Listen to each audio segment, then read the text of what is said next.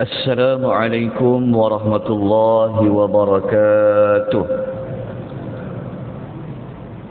الحمد لله الذي بنعمته تتم الصالحات، والصلاة والسلام على رسول الله وعلى آله وصحبه ومن والاه. أما بعد. Sidang jemaah sekalian, tuan-tuan dan puan-puan rahimani wa rahimakumullah. Alhamdulillah, pada pagi Jumaat ini kita dapat diberikan sekali lagi ruang dan peluang oleh Allah untuk kita sama-sama memanfaatkan waktu yang Allah beri kepada kita, umur, tenaga, yang mana kita akan memahami tafsiran ayat surah Yasin. Kemudian kita akan membicarakan tentang apakah pengajaran dan tindakan setelah kita memahami ayat-ayat di dalam surah Yasin. Alhamdulillah, kita telah sampai kepada ayat yang ke-16. Dan pada pagi ini kita akan masuk kepada ayat yang ke-17. Ayat yang ke-17 ini adalah ayat yang masih lagi membicarakan tentang kisah benar yang berlaku pada sebuah kota, yang sebuah kota ini telah diutuskan 3 rasul kepada mereka, namun penduduk kota tersebut telah menolak sekeras-kerasnya akan ketiga-tiga rasul tersebut.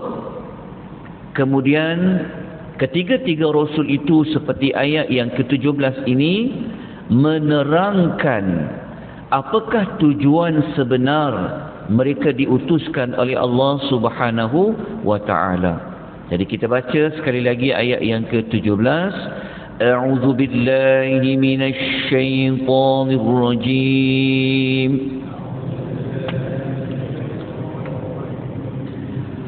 وما علينا إلا البلاغ المبين.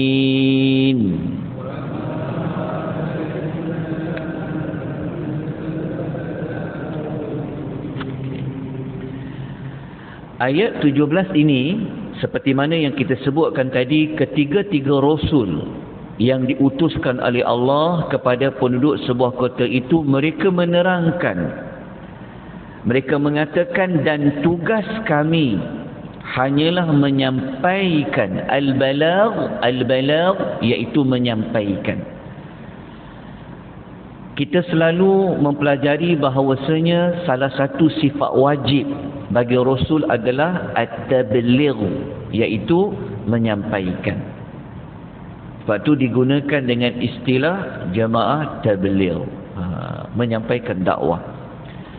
Jadi mereka ni kerja yang Allah utuskan kepada penduduk kota itu, tugas ketiga Rasul tu bukan ada sebab-sebab yang lain, melainkan untuk al-balagh, iaitu menyampaikan dakwah, menyampaikan peringatan.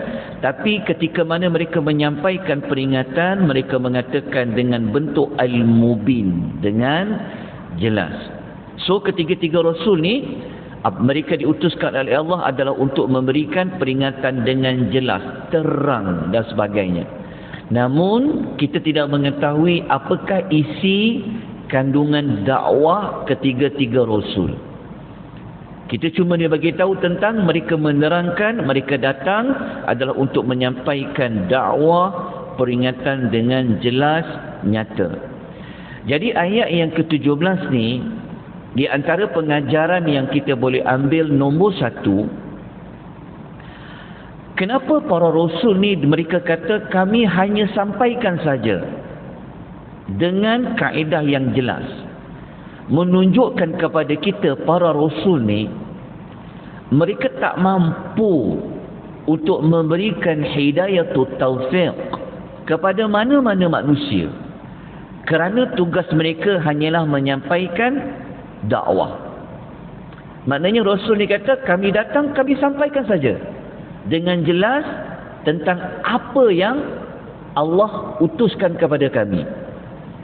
Kamu nak terima, kamu tak nak terima, itu bukan kerja ketiga-tiga Rasul.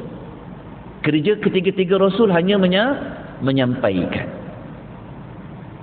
Yang kedua, kita dapat pelajari daripada ayat ini adalah para Rasul, walaupun kita sebut Rasul, tetapi aplikasi di zaman sekarang, mana-mana pendakwah ad-du'at, apabila dia ingin menyampaikan dakwah, mesti mereka menyampaikan dakwah itu dengan sejelas-jelasnya. Jadi kita dapat belajar dekat sini, para Rasul ni, kalau Allah utus kepada mana-mana kaum, mereka akan cakap terus terang. Mereka tak ada nak sembunyi-sembunyi. Mereka sebut dengan jelas, bersama dengan bukti, bersama dengan hujah.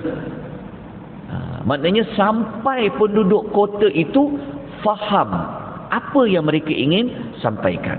Kadang-kadang Rasul, dia membawa sekali bersamanya mukjizat. Itu kita belajar pada pengajaran yang kedua.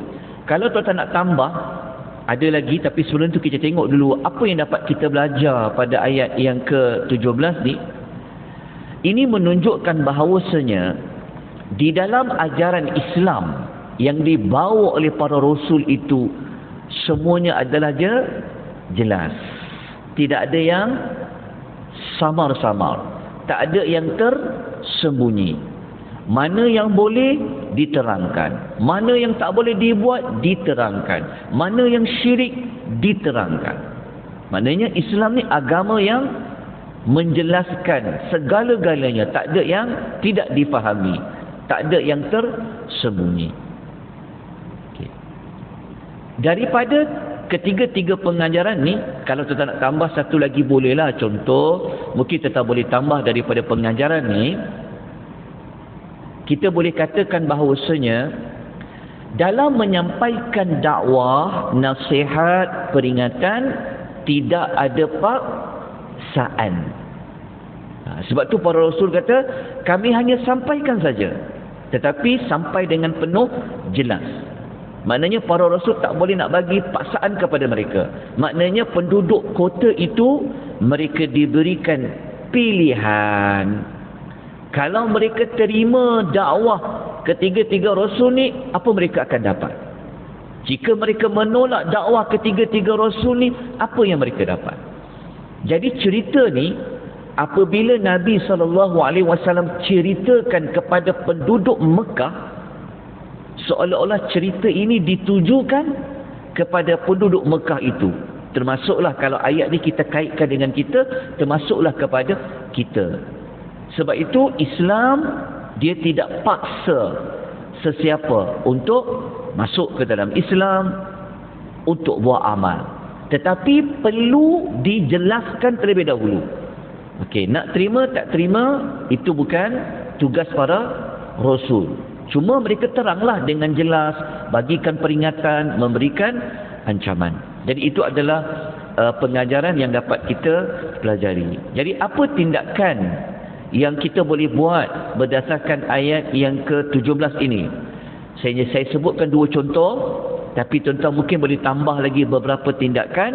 Okay, tindakan yang pertama, tugas pendakwah ataupun tugas kita yang nak bagi nasihat ni pada orang, kerja kita hanya sampaikan saja. Orang itu dia nak terima apa yang kita sampaikan, kita serahkan kepada Allah. Kita tak ada kuasa nak bagi orang itu hidayah. Cuma kerja kita apa? Sampaikan. Jangan putus berhenti daripada memberikan nasihat. Sebab tu kita jangan tengok hasil. Dia terima ke tak terima? Tak. Kerja kita hanya bagi nasihat. Teruskan bagi nasihat. Sebab itu kalau kita baca ayat yang sebelum ni, tak cukup Allah hantar 2 Rasul, mereka tak nak terima. Allah hantar lagi 3 Rasul, nak menunjukkan bahawa apanya? Jangan berhenti walaupun 2 orang tak diterima, hantar lagi seorang. Nak menunjukkan bahawa dakwah ini perlu berterusan. Kerja kita hanya menyampaikan. Jadi tuan-tuan dan puan-puan, apabila memberikan nasihat, peringatan, memberikan watawassaw bil haq, watawassaw bis sabr, kita serahkanlah pintu hidayah itu pada Allah. Okay? Allah tidak melihat kepada orang tu terima ke tak terima. Allah tu melihat kau dah cakap ke belum, kau dah bagi nasihat ke belum, dah tegur ke belum. Itu adalah tugas para rasul. Okay, itu tindakan yang pertama yang boleh kita ambil dalam hidup kita sebagai panduan apabila kita memberikan nasihat, dakwah dan sebagainya. Tindakan yang kedua, apabila kita nak menyampaikan sesuatu nasihat, peringatan, kita sampaikanlah dengan jelas, dengan terang. Kena bagi tahu jelas apa yang kena buat, apa yang tak boleh dibuat. Okey, itu adalah tindakan yang kedua. Dan tuan-tuan boleh senaraikan lagi beberapa tindakan yang lain. Okey, kita terus kepada ayat yang ke-18. Hari ini kita cuba sampai kepada ayat yang ke-19. Ayat ke-18 ni, mari kita melihat, kita menghayati apa reaksi penduduk kota itu setelah ketiga-tiga rasul ini dia mengatakan tugas mereka hanya menyampaikan. Okey, kita lihat pada ayat nombor 18. Kita baca ayat dia. A'udzu billahi minasy syaithanir rajim. Qalu inna tatayyarna bikum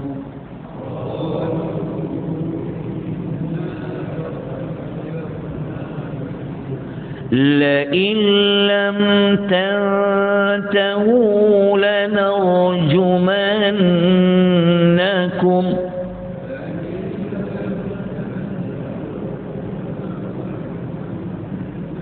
وليمسنكم منا عذاب أليم.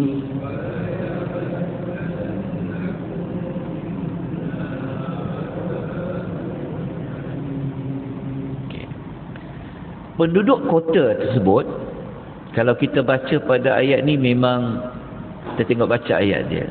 Allah kata qalu, mereka, iaitu penduduk kota itu, mereka jawab balik.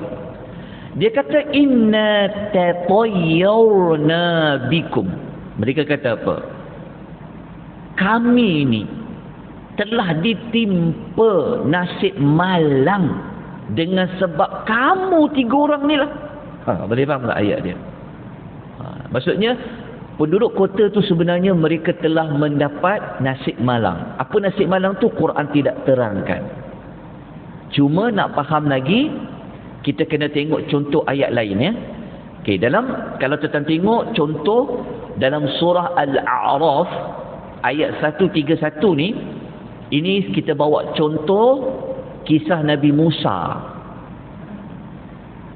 Apa yang Fir'aun dengan kaumnya cakap tentang Nabi Musa. Tuan-tuan tahu kan dalam sejarah negara Mesir, mereka pernah dilanda musim kemarau yang lama. Bayangkan Sungai Nil yang punya luas tu, Allah pernah datangkan musim kemarau. Dan hasil-hasil tanaman penduduk Mesir itu berlakunya kekurangan. Jadi kita nak tahu jawapan tu, kita kena tengok ayat nombor 130. Dalam nota ni saya hanya bawa ayat 131 surah Al-A'raf. Setelah negara Mesir ini mereka dilanda kemarau, kekurangan hasil buah-buahan, tanaman, kita tahu tak mereka tuduh siapa kemarau tu berlaku? Inilah ayat ni 131 ni. Allah kata, kalau kita baca terjemahan dia, mereka kata orang-orang Firaun ni dengan kaumnya kata, Mereka ni kalau mereka hasil tanaman subur kan, mereka dapat kesenangan, mereka kata apa? Inilah hasil usaha kami. Faham tak? Mereka kata kami berhak dapat. Betul lah kami buat. Dia kata. Tetapi Allah kata, wa in tusibahum sayyi'atun, jika mereka ditimpa kesusahan, mereka melemparkan sebab sial dan malang itu kepada Musa dan pengikut-pengikut dia. Anda faham tak? Maksudnya bukan kisah penduduk sebuah kota ni saja, tetapi zaman dulu macam kisah zaman Nabi Musa, Firaun dengan kaumnya kata, sebab Musa ada kat sinilah, orang-orang beriman dia ada kat sinilah, negara kita ditimpa malang, sial, dia kata. Saya bawa satu lagi contoh ayat lain dalam surah An-Naml ayat nombor 47. Tuan akan jumpa ini kisah Nabi Allah Saleh. Kaum Nabi Allah Saleh pun cakap benda yang sama. Qalu tayyarna. Jumpa tak perkataan tayyarna? Sama tak macam surah Yasin? Tayyarna. Mereka kata apa? Kami ditimpa sial, ditimpa malang dengan sebab kamu, wahai Nabi Saleh, dan pengikut-pengikutmu. Samalah seperti mana ayat 17, penduduk kota tu kata, sebab kamu bertiga datang ni lah, tempat kami ni ditimpa malang, dapat sial. Ada tak orang sekarang dia guna istilah macam tu? Dia suka mensialkan orang, ada tak? Sebab kau lah sial, ada tak? Siapa yang kata macam tu, dia nisbahkan sial, nasib malang pada seseorang, dia macam Firaun. So jangan jadi macam Firaun. Jangan jadi macam penduduk kota ni. Lepas tu mereka penduduk kota ni mengugut ketiga-tiga rasul tu. Dia kata la illam tantahu. Mereka kata kalau kamu tak berhenti nak dakwah ni, mereka kata apa? Kami benar-benar akan merejam kamu. Tengok penduduk kota tu dia ugut tiga rasul tu. Kalau kau tak berhenti daripada nak bercakap, nak dakwah, bagi nasihat, kami akan rejam kamu. Tuan-tuan, mereka akan buat betul-betul tau. Macam mana kita tahu mereka akan buat betul-betul? Dia bukan sekadar nak acah-acah. Kita tengok dalam ayat tu ada huruf la. Jumpa tak huruf la tu? Sebelum narjumannakum jumpa huruf lam. La. La tu bermaksud benar-benar. Okey, lepas tu mereka kata wala yamassannakum minna azabun alim, dan kami akan bagi kamu rasa siksaan yang sangat pedih daripada kami. Okey, dapat ada dua yang mereka nak buat pada tiga rasul ni. Dia kata kalau tak berhenti nak bercakap, kami akan ambil tindakan, kami akan rejam kamu, dan kami akan bagi kamu rasa azab yang sangat pedih daripada kami. Rejam ni saya tahu kan kaedah rejam zaman dulu. Rejam macam mana? Dibanding dengan batu dan sebagainya. Maksudnya mereka nak bunuh dalam keadaan direjam. Mereka ugut tiga rasul. Apa jawapan tiga rasul tu? Itu kita kena baca nanti pada ayat nombor 19. Tapi kita tengok dulu pengajaran daripada ayat nombor 18 ini. Nombor 1, pengajaran dia menganggap para rasul membawa sial itu adalah ungkapan yang batil yang selalu dilakukan oleh mana-mana generasi yang mereka tak percaya kepada para rasul. Termasuklah kita tak boleh nak mengatakan orang ni bawa sial, tempat ni bawa sial, tak ada.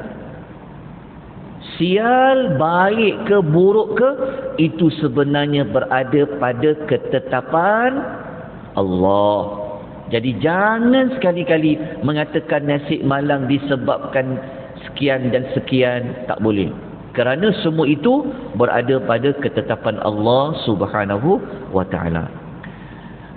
Pengajaran nombor 2, kita dapat belajar rupa-rupanya nak sampaikan dakwah ni bukan satu perkara yang mudah. Orang dulu memang macam tu. Dia kalau lawan Islam, lawan Rasul ni, lawan benar-benar, dia memang tak ada hujahnya. Jadi nak sampai dakwah bukan senang. Kita tengok kisah Dr. Zakir naik kan. Berhujah, dah habis hujah, dia gunalah. Dia guna apa? Nak tangkap lah, macam-macam. Itulah yang pernah berlaku kepada para Nabi terdahulu. Sampaikan Nabi Muhammad pun diugut untuk dibunuh sehingga Nabi terpaksa berhijrah. Itulah tugas para dakwah yang terdahulu. Kita zaman sekarang ni tak apalah, sikit-sikit ada orang buat aduan tu, terserahlah pada Allah. Kalau orang dulu bunuh dia, rejam dia, contohlah. Okey, kita masuk ayat nombor 19. Boleh kita habiskan ayat 19, tapi tak habis lagi tindakan dia. Kita masuk terus kepada ayat nombor 19. A'udzu billahi minasy syaithanir rajim. قالوا طائركم معكم أئن ذكرتم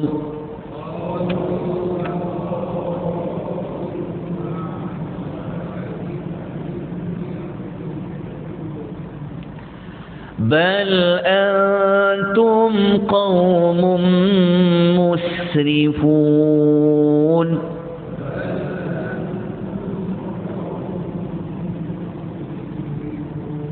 Okey. Ayat 19 ni akhir kita belajar pagi ni, tapi saya minta sikit lebih waktu. Boleh tuan-puan ya? Sikit je. Okey. Para rasul tu setelah mereka dituduh bawa sial, setelah para rasul diugut untuk direjam, setelah para rasul diugut nak dibagi siksaan, rasul tu menjawab. Dia kata, nasib malang yang kamu katakan tu bukan sebab kami, tetapi sebab sikap kamu tu sendiri. Kata para rasul itu. Para rasul itu kata, salah ke kalau kami datang nak bagikan peringatan kepada kamu? Adakah semata-mata kami nak bagikan peringatan, kamu kata kami bawa malang? Kemudian para rasul ni mengatakan, sebenarnya kamu ni wahai penduduk kota memang dah melampaui batas. Okey, dah melampaui batas. Okey, kenapa mereka melampaui batas? Ada tiga lah. Kalau kita gabung daripada ayat yang awal-awal, mereka telah buat tiga pengingkaran. Mereka tuduh rasul ni bawa sial, mereka mengugut para rasul. So apa yang dapat kita belajar pada pagi ini? Nombor 1, ayat 19 ini kita dapat belajar kesialan seseorang sebenarnya terletak pada perbuatan dia, bukan pada dakwah yang benar yang disampaikan. Okey, tuan-tuan ya. Nasib malang kita, benda yang tak baik semuanya adalah perbuatan kita yang mengundang kepada nasib-nasib yang buruk itu. Pengajaran yang kedua, dosa-dosa dan pendustaan terhadap para rasul menjadi sebab kehancuran dan bencana. Nanti kita akan tengok minggu depan, saya akan bagi nota yang baru, apa yang berlaku kepada penduduk kota ni. Kita akan masuk nanti, tapi kita kena ikut sampai pada ayat yang ke-28 dengan 29. Okey, tindakan selepas tadabbur yang boleh kita ambil, nombor 1, kita sepatutnya bersyukur kepada Allah dengan Allah mengutuskan para rasul. Sebenarnya kita nak masuk bulan Maulid, Isnin ni cuti Maulid Rasul, maka kita syukurlah banyak kepada Allah, pujilah Allah kerana Allah telah menghantar kita seorang rasul yang memberikan kita tunjuk, ajar pada kita. Bersyukur kita kepada Allah kerana rahmat Allah, Allah menghantar kita rasul. Tapi cara syukur kita kepada Allah dengan dapatnya rasul adalah kita berimanlah sepenuh-penuhnya, sebenar-benarnya kepada semua rasul. Tindakan kita yang kedua, kalau kita ikut para rasul, dia akan bawa kebaikan yang banyak. Bukan bawa malang, bukan bawa masalah, tak. Ikut cakap rasul, ikut sunnah rasul, kita akan dapat banyak kebaikan. Antara kebaikannya Allah sebut dalam surah Al-A'raf ayat nombor 96, Allah turunkan berkat dekat bumi ini. Allah turunkan berkat daripada langit dan dapat berkat pada bumi. InsyaAllah nanti kita akan sambung minggu depan pada ayat yang ke-20. Ayat 20 ceritanya muncul seorang lelaki yang akan defend ketiga-tiga rasul itu. Siapa lelaki itu? Dia datang daripada mana? Kita bincangkan insya-Allah minggu hadapan. Saya akan bagi nota yang kedua bermula daripada ayat nombor 20 sehingga beberapa ayat yang lain. Insya-Allah. Moga dapat banyak manfaat, kebaikan. Semoga Allah berkat pengisian kita pada pagi ini. Kita tangguhkan pengisian kita dengan tasbih kafarah. Subhanakallahumma wa bihamdika asyhadu an la ilaha illa anta astaghfiruka wa atubu ilaik. Wal 'afr innal insana lafi khusr illa alladhina amanu wa 'amilus shalihat wa tawassaw bil haqq wa tawassaw bis sabr. Wabillahi taufiq wal hidayah. Wassalamu alaikum warahmatullahi wabarakatuh.